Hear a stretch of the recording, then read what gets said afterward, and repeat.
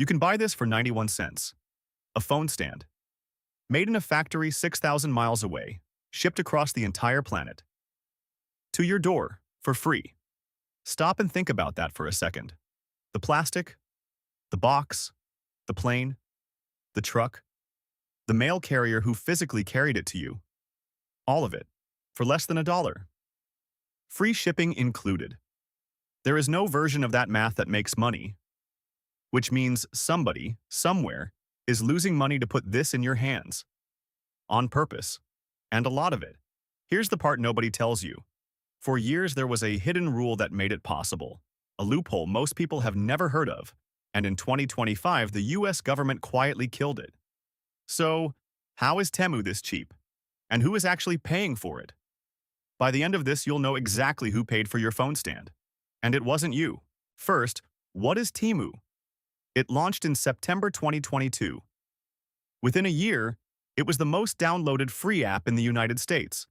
And it is not really a store, it's a fire hose. Open it, and it fires everything at you at once. Spinning prize wheels, countdown timers ticking towards zero, little roulette games that dangle a coupon if you just keep tapping. It's owned by a Chinese company called PDD Holdings, the same people behind Pinduoduo. Pinduoduo was founded back in 2015 by a former Google engineer named Colin Huang, and their whole move is cutting out everyone. Normally, a product travels a long road to reach you. Factory, wholesaler, distributor, store, you. Every stop adds a markup. Every hand takes a cut. Temu deletes the road. It plugs you straight into the factory. That alone strips out most of the price.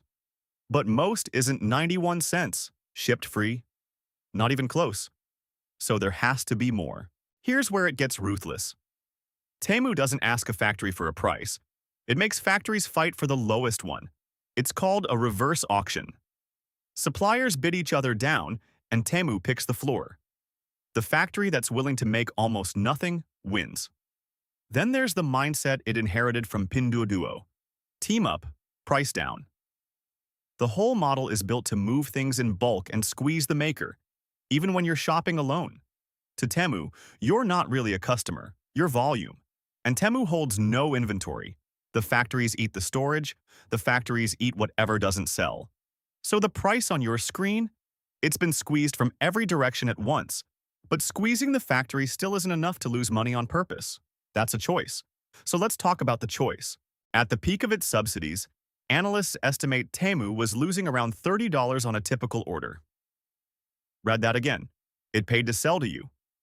Why would anyone do that? Because it's not selling phone stands. It's buying you. It's called a loss leader. Bleed money now to own the customer later.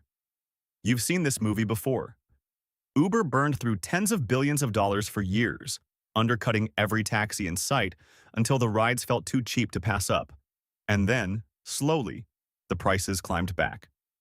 Temu is running the same play at planetary scale. And Temu has the blood to spare. In 2024, it moved an estimated $70 billion in goods. Its parent sits on tens of billions in cash. Pinduoduo ran this exact playbook in China, losing money for years, and then turned profitable. So this isn't desperation. It's a script they've run before. And then there's the noise. Temu didn't just show up. It carpet-bombed you. By analysts' estimates, its ad spending roughly doubled in a single year, from something like $1.7 billion to around $3 billion. It bought ads in the Super Bowl. Not one, several, and handed out another pile of cash in on-screen giveaways during the same game. And it didn't stop there. Temu ran Super Bowl ads 3 years in a row, 2023, 2024, and again in 2025. When a company keeps paying millions for the most expensive 30 seconds on television, it isn't advertising a product, it's buying a habit. The tagline? Shop like a billionaire. The morning after, US searches for Temu spiked by over 1,000%. That's the machine. Squeeze the factory, subsidize the order, and drown you in ads. But none of it, explains the free shipping across an ocean. That was something else. And it's the part they really didn't want you looking at. Here's the important part. There was a rule in US law called de minimis. Section 321, simple idea. If a package was worth less than a certain amount, it came in with basically no duties and barely any inspection.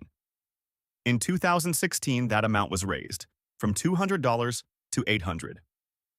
$800, which means almost every Temu package qualified. No tariffs, no real inspection, waved straight through the border. And here's the scale of it. By the end, Customs and Border Protection was clearing roughly 4 million of these low-value packages every single day. Over 1 billion of them a year. And Temu used it like a superpower. Temu and Shine together accounted for a huge share of these packages flooding into the US every single day. By one congressional finding, roughly a third of them. That's how a 91-cent phone stand crosses the planet and clears customs like it's invisible. The free shipping wasn't magic, it was a loophole, but barely inspected cuts both ways. Because those packages skipped inspection, the House Select Committee on the CCP found Temu had no system to keep goods made with forced labor out of its supply chain. Their words. Under a law meant to block goods tied to forced labor in Xinjiang, it was all but guaranteed that products made this way were entering the US through Temu. The same invisibility that made your order cheap also made it impossible to check what was inside. That's not an accident of the model. It's the cost of it. Now here's where the story turns. Because that loophole, the one holding this entire thing up, is gone.